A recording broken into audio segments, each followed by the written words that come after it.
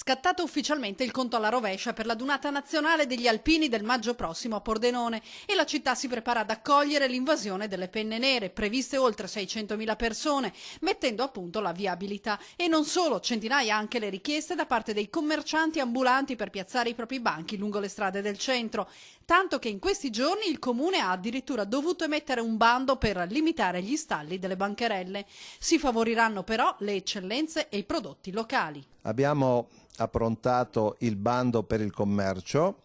per quanto riguarda le attività commerciali itineranti, quindi all'interno del centro storico abbiamo individuato oltre 200 stalli che verranno assegnati attraverso un apposito bando e all'interno di questo bando prevediamo soprattutto di valorizzare quelle che sono le eccellenze enogastronomiche del nostro territorio, ma sicuramente sarà una vetrina di tutte le eccellenze sia del Friuli Venezia Giulia che del resto d'Italia. Grande fermento in città da parte delle attività commerciali e culturali in genere, e intanto è allo studio nel più minimo dettaglio anche il sistema viabilità e parcheggi per non penalizzare i residenti e chi comunque deve lavorare anche nei giorni della Dunata. Sarà un sistema viabile che permetterà di avere ovviamente la massima fluidità